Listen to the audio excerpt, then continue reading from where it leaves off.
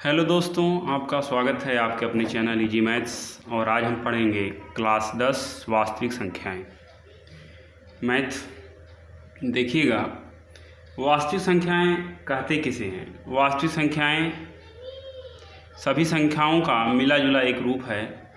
जैसे आप कहते हैं कि प्राकृतिक संख्याएं जो है, और प्राकृतिक संख्याएं पूर्णांक हो गया, भाज्य संख्या, अभाज्य संख्या, और विषम संख्याएं, सम संख्याएं, और परिमेय संख्याएं, अपरिमेय संख्याएं, इन सभी संख्याओं को मिला के हम इन सब का सम्मिलित रूप होता है वास्तविक संख्याएं। इन सभी को मिला के हम वास्तविक संख्याओं को जानते हैं।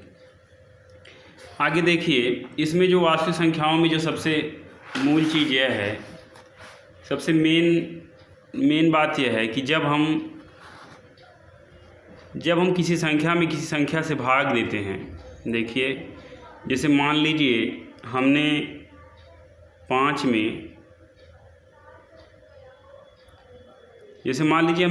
में 2 से भाग दिया, 5 में 2 से भाग दिया, और तो जाएगा कितनी बार? 2 दूना 4, बच गया आपका 1। तो यहाँ पे देखिएगा, यूक्लिड विभाजन प्रमेयिका कहती है कि a बराबर बी क्यू प्लस आर होता है। a बराबर बी क्यू प्लस आर होता है। जैसे अगर हम किसी संख्या a में b से भाग दें तो जाता है कितनी बार?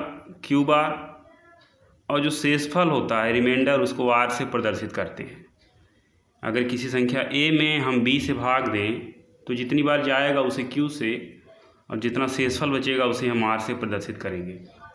एक देखने वाली बात यह है कि रिमाइंडर जो होता है वो हमेशा जिससे हम भाग देते हैं, डिवाइड जिससे करते हैं b से, हमेशा छोटा होगा। रिमाइंडर जिससे हम भाग देते हैं उससे हमेशा छोटा होगा या उसके बराबर होगा। देखिएगा, रिमाइंडर क्या होता है? रिमाइंडर हमेशा 0 से बड़ा होगा या 0 के बराबर होगा, और b से जिससे हम भाग देते हैं रिमाइंडर, उससे हमेशा छोटा होगा। रिमाइंडर हमेशा b से जिससे हम भाग देते हैं उससे छोटा होगा, और 0 से हमेशा बड़ा होगा, और 0 से बड़ा होगा या 0 के बराबर भी हो सकता है। ठीक है। जैसे देखने में देखिए, 5 में अगर हम 2 से डिवाइड करें तो जाता है 2 बार, और 2 दूना 4, और बचा 1।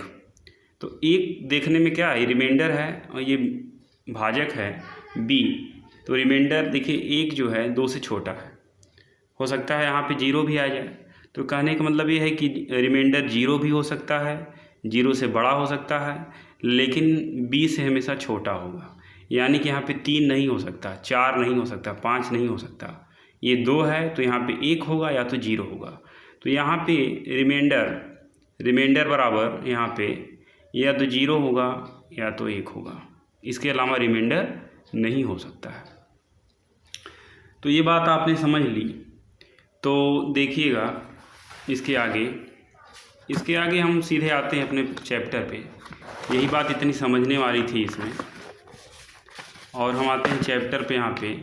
और यहाँ पे जो पहला सवाल है कि निम्नलिखित संख्याओं का HCF ज्ञात करने के लिए यूक्लिड विभाजन एल्गोरिदम का प्रयोग कीजिए।